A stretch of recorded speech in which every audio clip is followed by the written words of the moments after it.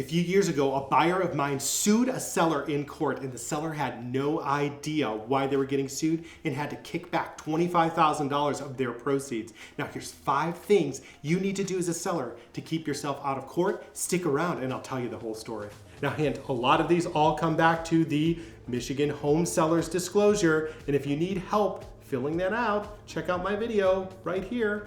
It's a complicated form and antiquated, but you should check it out. The number 5 thing is not disclosing major repairs to the property that you have made or major issues that have happened. Real simple. If you've had an insurance claim, if you had some major damage, you have to report that on your home seller's disclosure. That's the don't get sued form. So hint right there, you're not gonna be able to cover it up. Number 4, misrepresenting the square footage. This is a huge one in Michigan. We do not count below grade square footage here. So if you added a bedroom to the basement, even if you finished it, and you have a standard house, you cannot count that as square footage. If you put a patio on the back of it and you covered it up, you cannot count that as square footage. And yes, you can get sued for that if it doesn't screw up your sale or the appraisal beforehand. So don't let that happen to you. If it's not there in the tax assessor records, you can't count it as square footage. Number 3,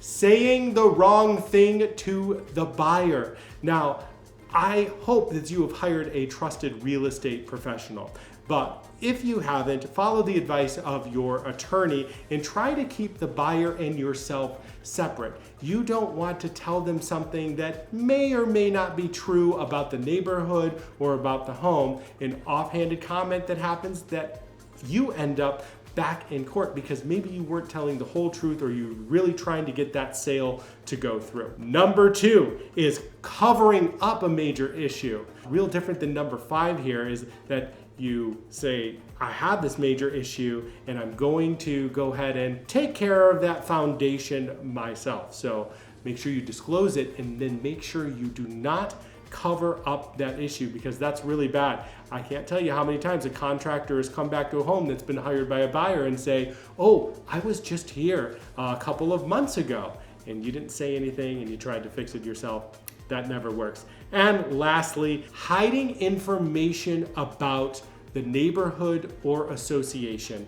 And this is a big one. If you know that something is coming up in your neighborhood, a major repair that's going to land on the homeowners, maybe a lawsuit against homeowners, some litigation, your monthly dues are going up, make sure you give everything to the buyer. If something got mailed to you and you didn't open it up or I didn't see that was going on, guess what?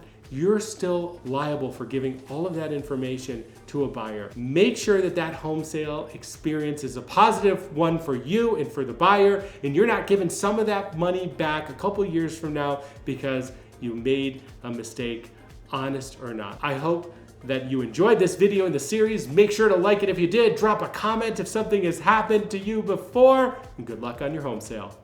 So why did that buyer sue the seller and win? Well, the craziest thing happened. The seller had a crack in the foundation of the basement. They had a company come out, give them a quote for $25,000. You know what they did? They filled it in with epoxy. Their agent said, oh, that's fine, everything will be fine. Well, the first time the buyer had water in the basement, they called a foundation company. And guess what? That foundation company was the same one the seller had had out just a couple months prior. They said, I was just here. I gave him the quote for that. Went to court, easy victory. Hey, do not make those mistakes on your disclosures. Learn how to do it all properly. Keep that money in your pocket. Go on that vacation.